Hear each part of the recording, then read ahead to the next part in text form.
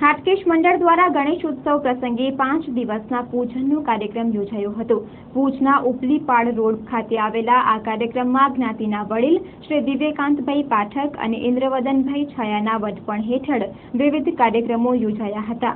પૂજન વિધિ મંદિરના પૂજારી શ્રી કનુભાઈ વ્યાસ દ્વારા કરાવવામાં આવી હતી।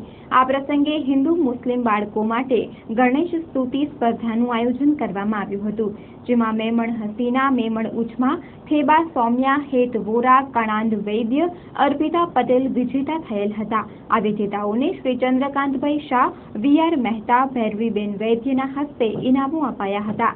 કાર્યક્રમને સફળ બનાવવા માટે નિલેશભાઈ વોરા, વિનયભાઈ ધોળકિયા, પ્રાપ્તિબેન વોરા વગેરેએ જહેમત ઉઠાવી હતી, જ્યારે નિર્ણાયક તરીકે શ્રી દર્શનાબેન મુનશીએ સેવા આપી હતી।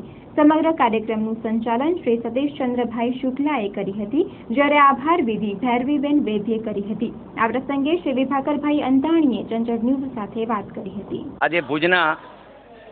આજે ભુજના હટકેશ સેવા મંડળ, હટકેશ અંબિકા મહિલા મંડળ અને સંસ્કૃત પાઠશાળા તરફથી ગણેશ ઉત્સવ પ્રસંગે ભુજના હટકેશ્વર મંદિરમાં ગણપતિનું પૂજન અને હિન્દુ મુસ્લિમ બાળકોએ ગણપતિ સ્તુતિની સ્પર્ધાનું આયોજન કરવામાં આવ્યું છે, જેમાં નાગર જ્ઞાતિના અગ્રણી મુરબીસિંહ ઇન્દ્રવદનભાઈ છાયા, શ્રી વડનગરા નાગર બ્રાહ્મણના કન્વીનર શ્રી પાઠકભાઈ, શ્રી વીઆર મહેતા સાહેબ, ભૈરવીબેન વગેરેના સાનિધ્યમાં આ કાર્યક્રમ યોજવામાં આવ્યો છે।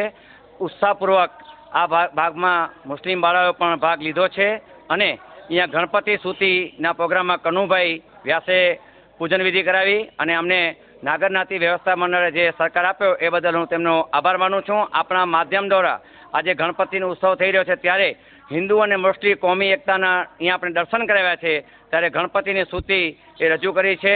એ આ મંડળ અને આપણા માધ્યમ દ્વારા આ તમામ પ્રવૃત્તિઓ જે થઈ રહી છે, કચ્છમાં સંસ્કૃતમય અને સંસ્કૃત દિવસની હમણાં ઉજવણી કરી, વૃક્ષારોપણ કર્યું અને લખપત ખાતે હટકેશ્વર મંદિર ખાતે પણ મૈમન જેવા સ્તોત્રમ સાથે આપણે કાર્ય કર્યું છે।